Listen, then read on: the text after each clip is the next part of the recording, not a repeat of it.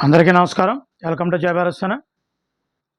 AB డీజీపీని suspend చేయడం అనేది నిజంగా ఒక ఆశ్చర్యకరమైన విషయం. అంటే ప్రతిపక్షాల వాళ్ళు, టీడీపీ వాళ్ళు ఈసీ ఎలక్షన్ కమిషనర్కి ఫిర్యాదు ఇచ్చినప్పటికి కూడా జగన్మోహన్ రెడ్డి గారు చాలా వరకు ప్రయత్నం చేయడం జరిగింది. డీజీపీని మార్చకూడదు, సిఎస్ని మార్చకూడదు. ఎట్టి పరిస్థితుల్లోనూ డీజీపీని, సిఎస్ని మార్చిన ఎలక్షన్లో మనం సగం ఓడినట్టే అనేటువంటి తన అనునాయులకు చెప్పడం, తద్వారాలో కేంద్ర పెద్దలతో మాట్లాడడం, వాళ్ళకి కావాల్సిన పార్టీ ఫండ్ ఇవ్వాలని కూడా ఎలక్షన్లో ఎంత కావాలో అంత, ఏదో ఒక 2-3 రాష్ట్రాలకు సరిపడా అమౌంట్ ఇవ్వాలనేటువంటి ఒక విషయాన్ని కూడా మాట్లాడడం జరిగింది కేంద్ర పెద్దలతో.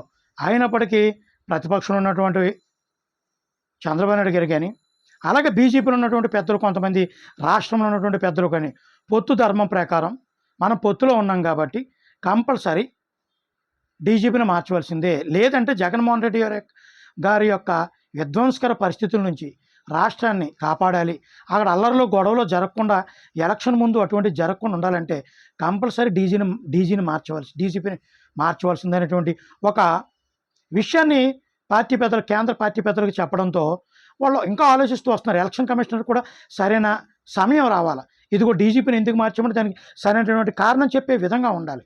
ఎందుకంటే తెలుగుదేశం పార్టీ యొక్క కార్యాలయం మీద దాడి చేయడం, అలాగే ప్రచార రథాన్ని కాల్చివేయడం, పొంగనూరులో విధ్వంసకరమైనటువంటి పరిస్థితులు రామచంద్ర యాదవ్ దాడి చేయడం, అలాగే సీఎం వాహనం మీద దాడి చేసిన మీద రాయి ఇసరడం, ఇవన్నీ కూడా భద్రత లోపాలే.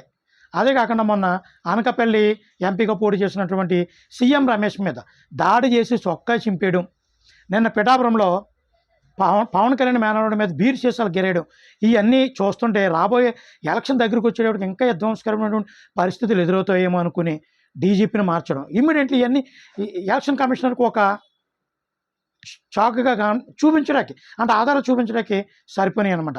ఇప్పుడు తెలుగుదేశం వాళ్ళు కూడా ఏమనుకుంటున్నారంటే ఇప్పుడు ఏబీ వెంకటేశ్వరని తీసుకురావాలి,